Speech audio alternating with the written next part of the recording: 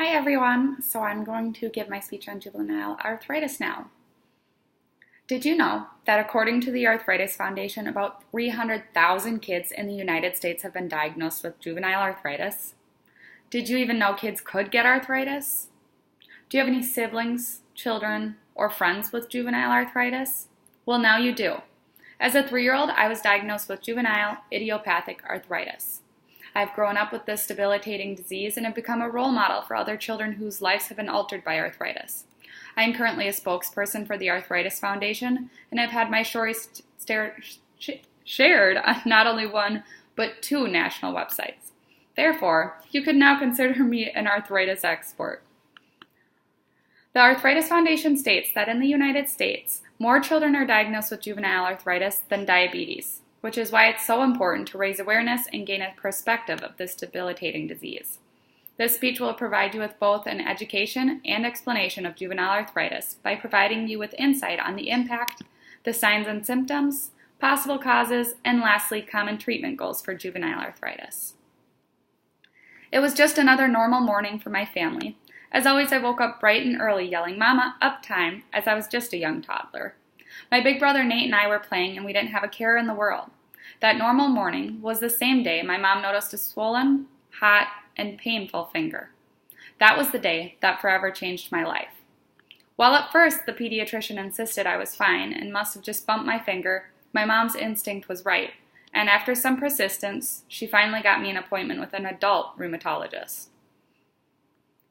I remember entering a fluorescent-lit sterile lab, holding my big purple stuffed bunny named Bella and squeezing her tight as the doctor's fingers extended, bent, and checked all of my joints. While entering, I didn't want to be poked and prodded, but if we wanted an answer, I had no other choice. Just like many other children with this disease. After my visit with the rheumatologist, I was officially diagnosed with juvenile idiopathic arthritis, a disease that, according to the Arthritis Foundation, affects 1 in every 250 children in the United States. Growing up having peers, teachers, and coaches question how you look perfectly normal yet can't participate in gym class or hockey practice when you might have played the game before. And even needing a quiet room for exams is an upsetting challenge for a young girl or boy to face. It's even more difficult trying to tell them that it's because your joints are stiff and they hurt from your arthritis, only to get a response, "Isn't arthritis only for old people?" This is why increased education and awareness regarding the disease itself and the impact on a child is so vital. Now that y'all have some personal insight on what it's like to be an adolescent who has been diagnosed and grown up with juvenile arthritis, let's work on obtaining a basic understanding of the disease itself. The juvenile arthritis is not a disease in itself. According to Mayo Clinic, juvenile arthritis is an umbrella term used to describe the many autoimmune and inflammatory conditions or pediatric rheumatic diseases that can develop in children under the age of 16. While many unique types of juvenile arthritis share common symptoms, each type of juvenile arthritis has its own concerns and symptoms. Different types of arthritis can affect different types of the body. For example, you might have little to no joint signs, but you might have musculoskeletal signs. Juvenile arthritis is an autoimmune disease. Now you may be asking, what's an autoimmune disease? Well, the best way to say it is your body gets the flu, and instead of fighting the flu, your body fights its own cells. And with arthritis, or many other diseases, this causes a flare-up, which causes an increase in pain and your symptoms. Now we've gained a basic understanding of juvenile arthritis. Let's move on to the signs and symptoms. WebMD includes signs and symptoms of pain, joint stiffness that's worse in the morning, swelling and tenderness in joints, lipping, fever, rashes, weight loss, and even eye problems. You may be wondering, what's the reason behind some of these symptoms, and how do I know if it's normal or not? Let's start with pain and stiffness. Children may complain of pain in their joints or muscles at times. This may be after a long, busy day. Yet a child with juvenile arthritis will wake up complaining of pain and stiffness that may or may not improve as they begin their day. Next is swelling. This is a flag signaling inflammation. You may notice this by physically feeling a warm joint when their child complains that they're hot. The swelling may come and go, and this is not like swelling you get immediately after an injury. Redness or rashes on the skin are next in line for possible symptoms. Unlike rashes from dry skin, an allergic reaction, or poison ivy, rashes from juvenile arthritis will be faint, pink rashes that are not oozing or itchy, that could be over the knuckles, across the cheeks, the bridge of the nose, the trunk, arms, and legs.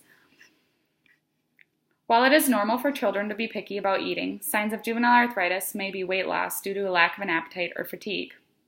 Lastly, persistent redness, pain, or blurred vision of the eye could be a sign of eye-related complications of juvenile arthritis, known as iritis or inflammation of the eye, as written on arthritis.org. Note that this is different than infections passed around in school that are common for children to get, like pink eye. As you can see above, many symptoms of juvenile arthritis can be easily mistaken for other childhood diseases or injuries that aren't serious or long-lasting. This is why it's important for parents to get proper exam and diagnosis from their pediatrician if they suspect it. Now that we're capable of identifying signs and symptoms of juvenile arthritis, let's dig into a probable cause.